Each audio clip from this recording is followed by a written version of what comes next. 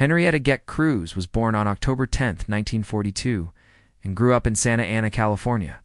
According to official records, she was approximately 5 feet tall, weighed about 100 pounds, had brown hair and brown eyes, and a distinctive measles scar between her eyebrows. Friends and family remembered her as a quiet young woman who remained close to those she loved. In the spring of 1960, Henrietta met a man named Merle Avila. The relationship moved quickly. Within about a month, the two were married and began building what many hoped would become a happy life together.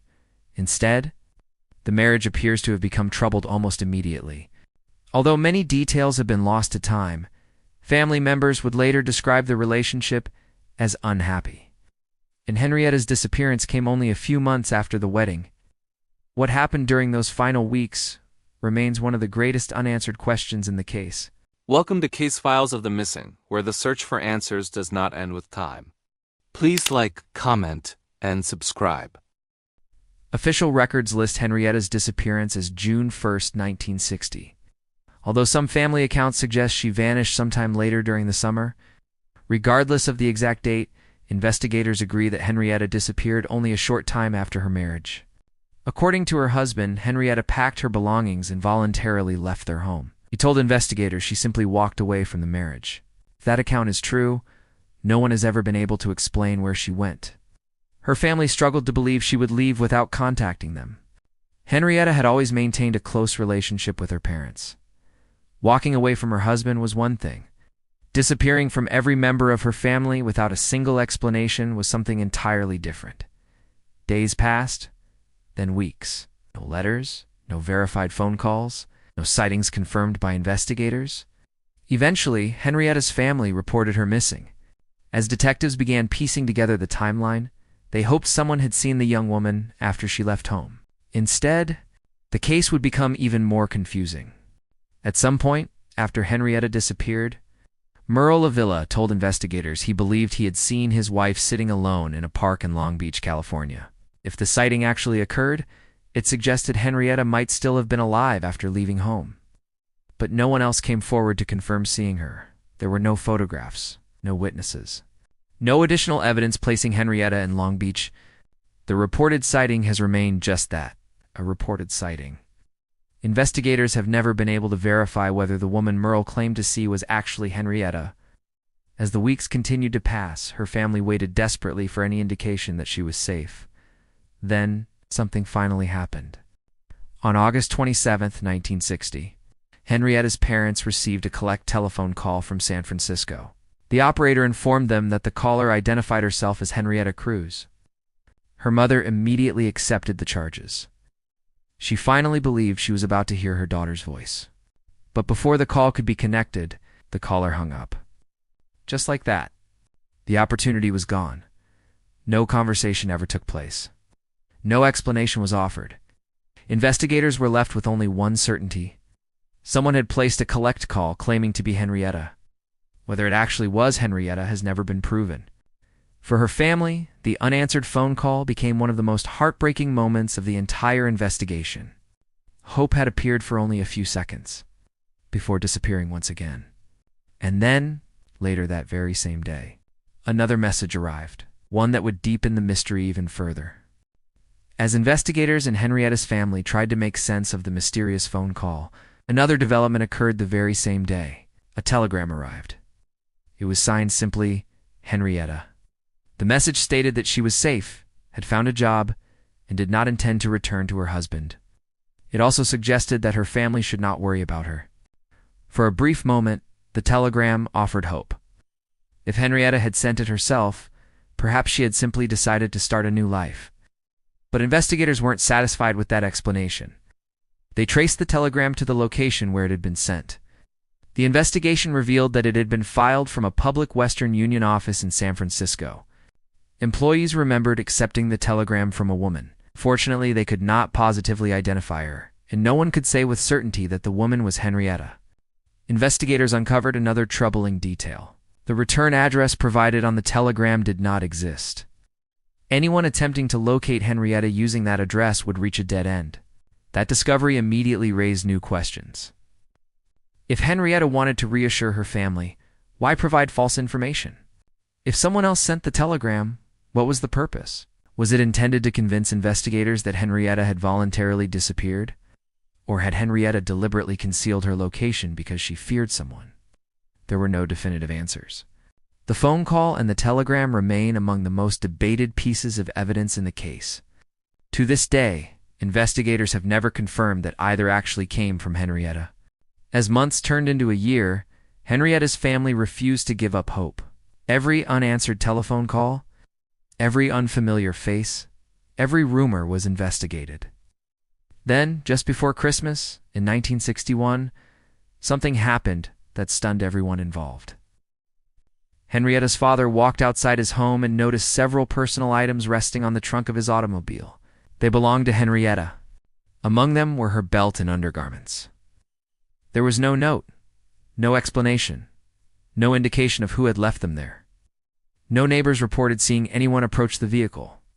The clothing appeared as mysteriously as Henrietta herself had disappeared. Investigators carefully considered the discovery.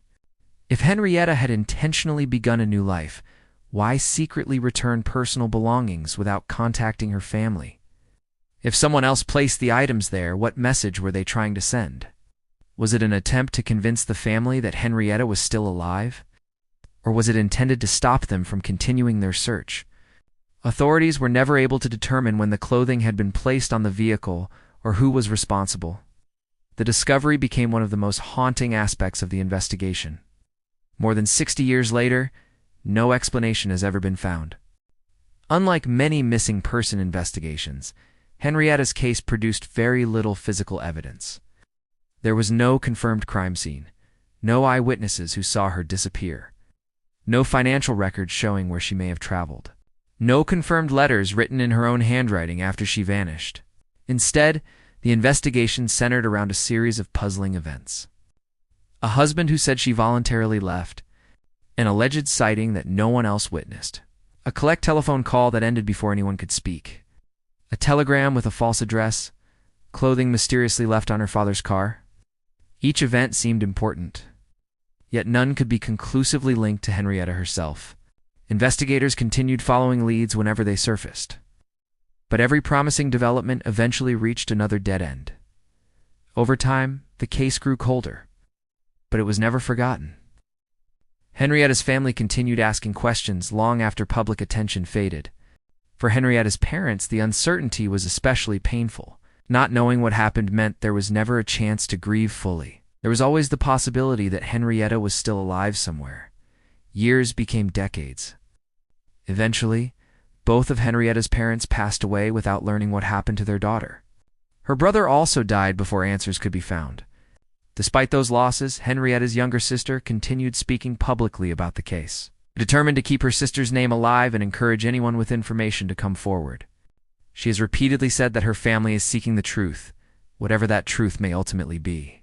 Even after more than 6 decades, they simply want answers.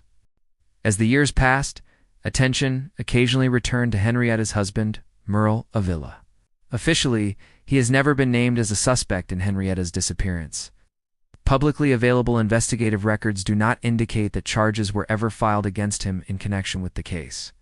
After Henrietta disappeared, Merle eventually remarried and continued living his life. He died in 2012, taking with him any knowledge he may have had about the events surrounding Henrietta's disappearance. Whether his account accurately described what happened during the summer of 1960 remains one of the central unanswered questions in the case. For years, Henrietta's case remained largely unchanged. Occasionally, investigators received tips, but none led to a breakthrough. As time passed, many feared the truth about what happened in the summer of 1960 might never be known. Then, in 2020, an unexpected discovery brought Henrietta's case back into the public eye. Construction crews working near Santiago Creek in Orange County, California, uncovered human skeletal remains. The discovery prompted an immediate investigation by the Orange County Sheriff's Department, because the remains appeared to have been there for many years. Investigators began comparing them to long-term missing persons from Southern California. For Henrietta's family, the news was both heartbreaking and hopeful. After 60 years of uncertainty, there was finally a possibility, however painful, that they might learn what had happened to their loved one. Henrietta's younger sister spoke publicly about the discovery, explaining that while no family wants confirmation that a loved one has died, living without answers for decades is its own kind of heartbreak. She said that simply knowing the truth would allow the family to finally have closure. The remains were submitted for forensic examination and DNA testing. For weeks, the family waited. Eventually, investigators delivered the results. The remains did not belong to Henrietta. While the identification ruled her out, it also meant that one of the family's last major hopes for answers had once again disappeared. The investigation into Henrietta's disappearance continued. Some missing person cases fade because there are no leads. Others remain unforgettable because every clue raises even more questions. Henrietta Geck Cruz Avila's disappearance is one of those cases.